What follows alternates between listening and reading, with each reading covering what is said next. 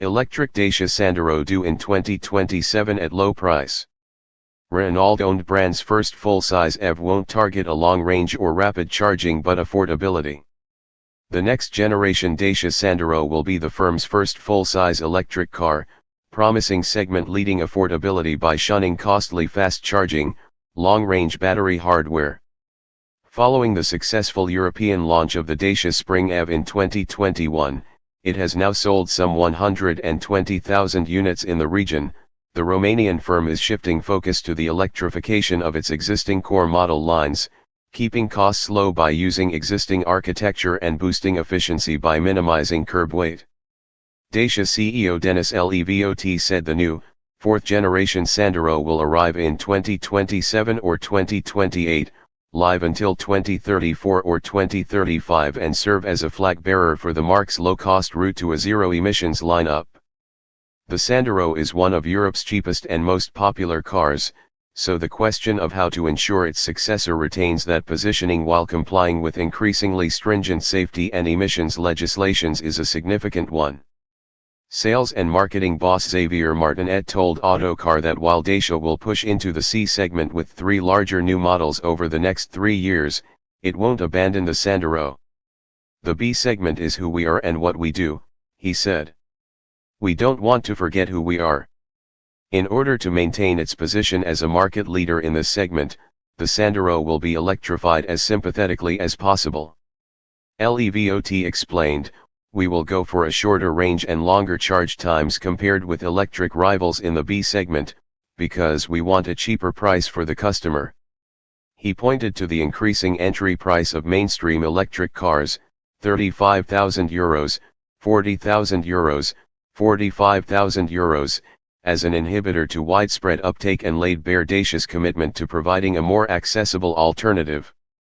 Once the new Duster is launched in 2024, every Dacia car, except the Spring, will be based on the Renault Group CMF-B platform, and its EVs will follow suit by moving onto the and closely related CMF-BEV electric equivalent. This means the electric Sandero will effectively be Dacia's take on the Renault 5, albeit with more of an overt focus on utility and practicality. Minimizing weight will be key to keeping costs down, and could even allow Dacia to fit a smaller battery than that due to be used by the Sandero's platform mates. Levot mentioned that the average Spring customer drives some 10 miles per day, massively less than the 140-mile range offered by its 26.8 kilowatt-hour battery. If we did the Spring again, I would cut the battery in half, he said, suggesting that learnings from Spring usage will inform Dacia's next-generation EVs. Although given its much larger footprint and longer distance billing, the Sandero is unlikely to use a tiny battery. Dacia won't, he said, target of 500 to 600 kilometers range and 20-minute charging. He added that the firm is investigating ways of making the battery chemistry as cheap as possible, too. Maybe the battery will be sodium-based. Some argue sodium batteries aren't great because they don't store a lot of energy and they're heavy. But they're cheap.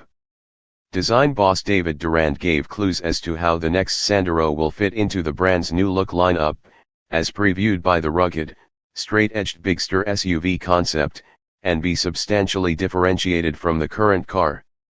The goal isn't really off-road SUVs, he said, denying that the rugged Duster and Bigster, as well as the brand's new off-road-inspired Extreme trim, point to a shift towards a pure SUV lineup.